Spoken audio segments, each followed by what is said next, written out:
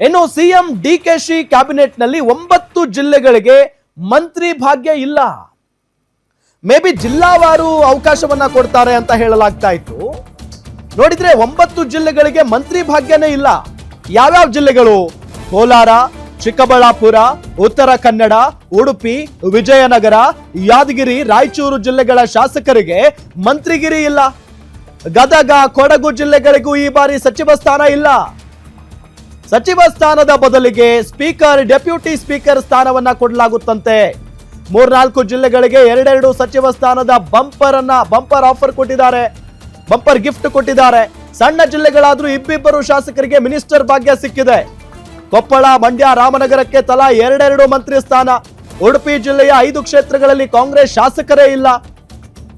ಪ್ರಾದೇಶಿಕತೆ ಜಿಲ್ಲಾ ಕೋಟಾದಲ್ಲಿ 9 ಜಿಲ್ಲೆಗಳಿಗೆ ಭಾರಿ ಅನ್ಯಾಯ ಆಗಿರೋದೀಗ. ಏನ್ ಅನ್ಕೊಂಡಿದ್ವಿ? ಮೇ ಬಿ ಜಿಲ್ಲಾವಾರು ಅವಕಾಶವನ್ನ ಮಾಡಿಕೊಡ್ತಾರೆ.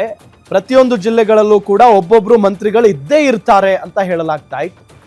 ನೋಡಿದ್ರೆ ಒಂದಲ್ಲ ಎರಡಲ್ಲ 9 ಜಿಲ್ಲೆಗಳ ನಾಯಕರಿಗೆ ಮಂತ್ರಿ ಭಾಗ್ಯ ಇಲ್ಲ. ಇದು 9 ಜಿಲ್ಲೆಗಳಿಗೆ ಮಾಡಿದಂತ ಅನ್ಯಾಯ ಅನ್ನೋ ನಿಟ್ಟಿನಲ್ಲಿ ಆಯಾ ಜಿಲ್ಲೆಗಳ ಮಂತ್ರಿ ಆಕಾಂಕ್ಷಿ ಆಗಿದ್ರಲ್ಲ ಅವರು ಹೇಳ್ತಾ ಇದ್ದಾರೆ, ಅವರ ಬೆಂಬಲಿಗರು ಕೂಡ ಹೇಳ್ತಾ ಇದ್ದಾರೆ, ಇದು ನಮಗೆ ಮಾಡಿರುವಂತ ಅನ್ಯಾಯ, ಇದು ನಮ್ಮ ಕ್ಷೇತ್ರಕ್ಕೆ ಆಗಿರುವಂತ ಅನ್ಯಾಯ ಅಂತ ಹೇಳಿ. ನೋಡಿ, ಕೋಲಾರಕ್ಕಿಲ್ಲ, ಚಿಕ್ಕಬಳ್ಳಾಪುರಕ್ಕಿಲ್ಲ. ಚಿಕ್ಕಬಳ್ಳಾಪುರದಿಂದ ಅಂತೂ ಬಹಳಷ್ಟು ಲಾಭಿ ನಡೀತಾ ಇತ್ತು. ಪ್ರದೀಪ್ ಈಶ್ವರ್ ಅವರ ಹೆಸರು ಮುನ್ನೆಲೆಗೆ ಬಂದಿತ್ತು, ಬಟ್ ಅವ್ರಿಗೆ ಅವಕಾಶ ಸಿಗಲಿಲ್ಲ. ಇನ್ನು ಕೋಲಾರದಲ್ಲೂ ಕೂಡ ಅಷ್ಟೇ. ಜೊತೆಗೆ ಉತ್ತರ ಕನ್ನಡದಲ್ಲಿ ಯಾರಿಗಾದ್ರೂ ಅವಕಾಶ ಕೊಡ್ತಾರೆ ಈ ಬಾರಿ ಅನ್ನೋ ನಿಟ್ಟಲ್ಲಿ ಚರ್ಚೆ ಆಗ್ತಾ ಇತ್ತು. ನೋಡಿದ್ರೆ ಯಾರಿಗೂ ಅವಕಾಶ ಸಿಗಲಿಲ್ಲ. ಇನ್ನು ಉಡುಪಿಯಲ್ಲಿ ಹೇಳೋರೇ ಇಲ್ಲ ಬಿಡಿ, ಉಡುಪಿಯಲ್ಲಿ ಯಾರ್ಯಾರು ಇಲ್ಲ. ಅದಾದ ನಂತರ ವಿಜಯನಗರ ಜಿಲ್ಲೆಯಲ್ಲಿ ಮೇ ಬಿ ಯಾರಿಗಾದ್ರೂ ಅವಕಾಶ ಸಿಗುತ್ತೆ ಅಂತಾನೆ ಅನ್ಕೊಳ್ಳಲಾಗಿತ್ತು, ಅಲ್ಲೂ ಯಾರಿಗೂ ಅವಕಾಶ ಸಿಗಲಿಲ್ಲ. ಇನ್ನು ಯಾದಗಿರಿ, ರಾಯಚೂರು ಜಿಲ್ಲೆಗಳ ಶಾಸಕರಿಗೂ ಕೂಡ ಮಂತ್ರಿಗಿರಿ ಅವಕಾಶ ಇಲ್ಲ.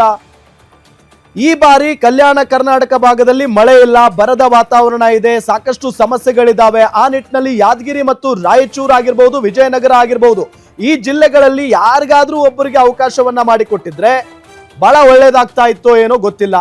ಬಟ್ ಇಲ್ಲ, ಯಾದಗಿರಿ ಮತ್ತು ರಾಯಚೂರಿನ ಮಂತ್ರಿ ಆಕಾಂಕ್ಷಿಗಳಿಗೆ ಎಲ್ಲೋ ಒಂದ್ ಕಡೆ ನಿರಾಸೆ ಆಗಿದೆ ಅಂದ್ರೂ ಕೂಡ ತಪ್ಪಾಗ್ಲಿಕ್ಕಿಲ್ಲ. ಅದಾದ ನಂತರ ಗದಗ, ಕೊಡಗು ಜಿಲ್ಲೆಗಳಿಗೂ ಈ ಬಾರಿ ಸಚಿವ ಸ್ಥಾನ ಸಿಕ್ಕಿಲ್ಲ.